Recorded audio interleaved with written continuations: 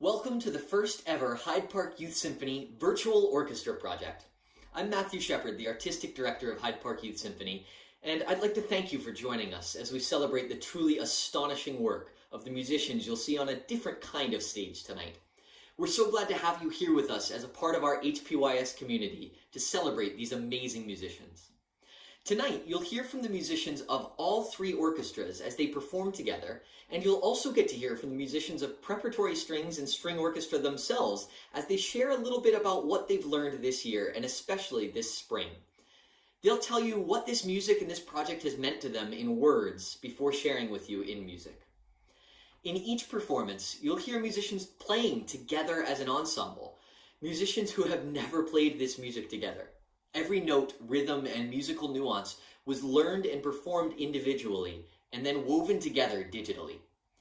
This concert is the first time that our performers have heard themselves performing this music with their ensembles.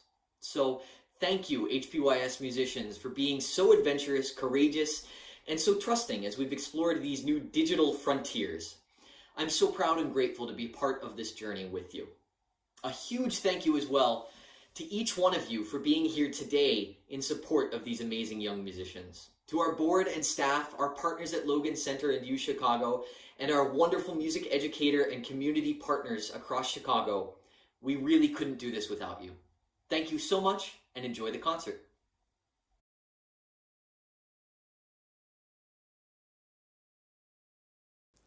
Hi, I'm Lindsay Wright, and I wear a number of hats at the Hyde Park Youth Symphony, but with all of them on at once, I would like to thank you for tuning in and celebrating our virtual orchestra project with us.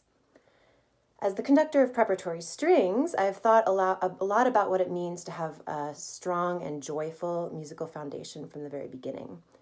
To me, prep strings is all about learning how to listen beyond ourselves and learning about our own learning process, which helps us put together all of the puzzle pieces of well-rounded musicality. We've played a number of original and traditional melodies this year with a focus on translating concepts from one context to another. We've had a lot of fun reading notes and rhythms, reading individual parts and scores, discussing key and time signatures, understanding what types of practice it takes to master those sections with quickly moving notes. Beautiful Skies, the piece that we'll perform for you momentarily, is an original piece for beginner orchestra, and I think it really does a good job of helping bring all of these different parts, musical parts, together. And it also provided a helpful set of metaphors that you'll hear about directly from prep strings in a moment.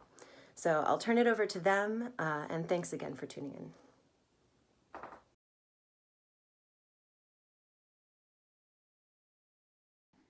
What I learned in the quarantine was we focus on the rhythm. Learn to time with them, then you get better with timing and like rhythm. In your rhythm, Yeah. A measure, it holds a part of notes or rest or symbols in music.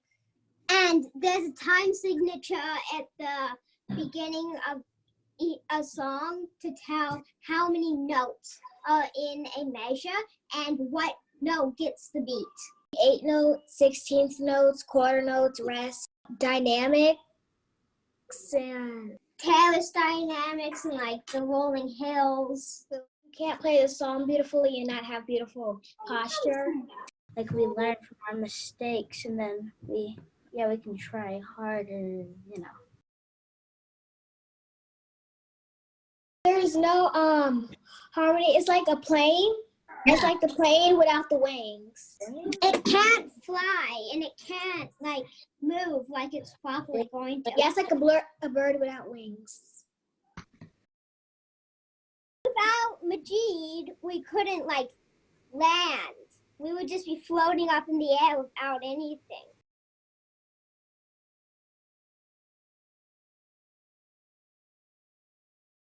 It won't just be one lonesome violin all by itself, sitting in the sky with 1,000 stars, and you're the only violin. What I like about being in a group is that I'm with other people. Feeling of playing with other people and sharing connections with other people. Yourself, you would get kind of lonesome and want somebody to play with it because, say, take Majid. If you had if there was a cellist that you knew of, you could go ask to play with him or her, and then it would sound really pretty. Even if we can't see each other in real life, we still get to play with each other, and I want to do it again. It's very interesting. I like the sound and the beat and the rhythm, and it sounds very beautiful all together when we play all our parts. I like the fast part in my music.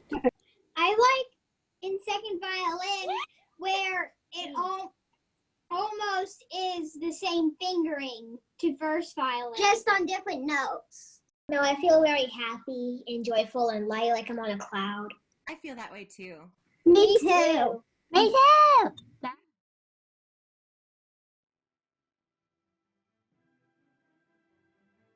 I think Hyde Park Youth Symphony in general and all, it's a very great place. You get to see all kinds of instruments, not just violin, not just cello, but all kinds of instruments. So you get the full experience of what they all sound like.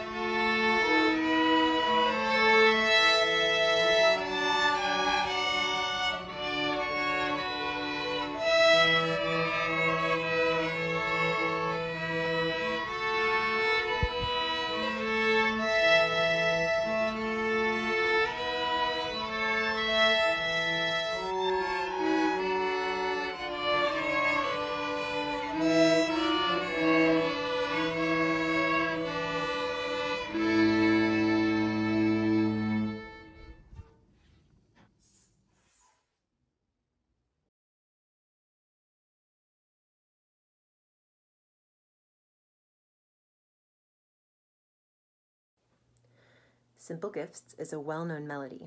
It's irregular in a number of religious and popular vocal traditions.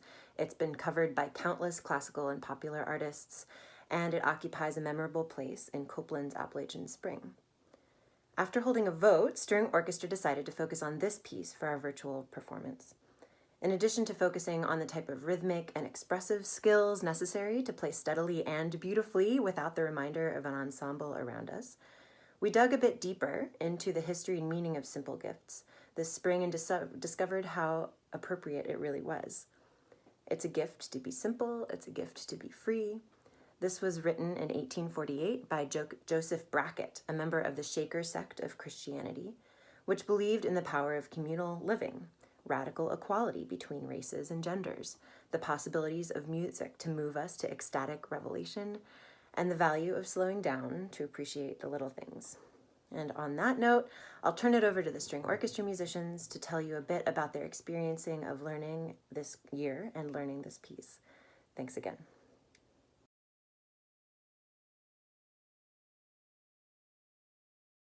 When we were playing, you only heard one part, so you weren't like overwhelmed with all the other parts. It makes you have to well, for the person that's unmuted, it makes them have to be able to lead and know how to help people know when to start. It was kind of easier than going in because it's easier to see where your part fits in if you only do one-on-one sometimes. I overall liked the experience of the online classes.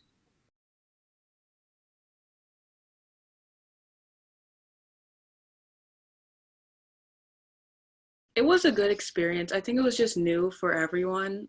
It was something that we had to get used to, but I think it was nice that we got to meet every week to practice.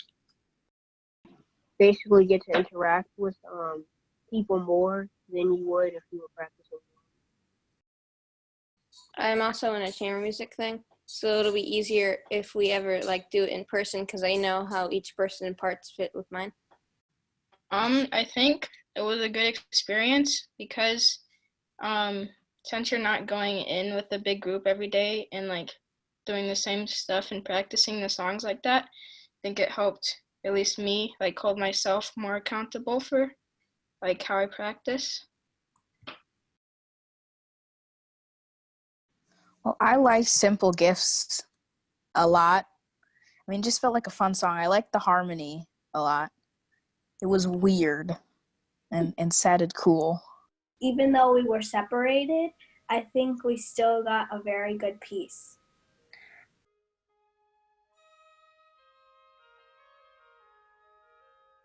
With the simple gifts, it's the two parts are the same.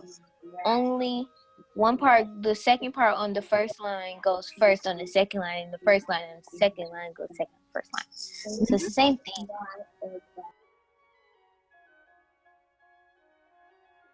And in general, I think this is a good experience for everyone, like on doing stuff online, because you don't know this how good the world is going to be for a while. So I guess it was just a good experience.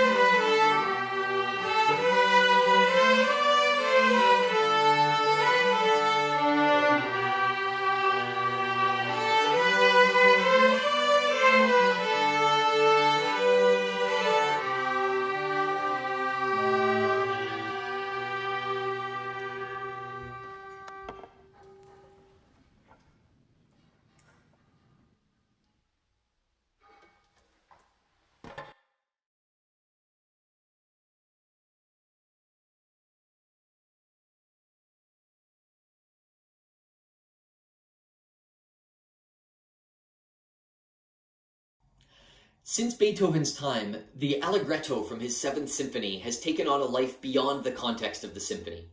In film and television, it's often used to deepen the emotional weight in moments of great challenge and adversity. At one of our earliest digital rehearsals, youth symphony musicians explored how this music has been used to represent those ideas. What musical elements and concepts come together to build this affect, this emotional impact? They peeled back layer after layer, teasing apart the nuances of different performances to learn what made them so effective. And then they looked into their own music, finding ways that they too could craft a powerful and meaningful performance. It was truly inspiring to see how these thoughtful young musicians took to this music with such intensity, with such emotional maturity, and such depth of understanding. Youth Symphony, thank you for being such an inspiration over the past months. And thank you everyone for joining us this evening and for your support of these inspirational young artists.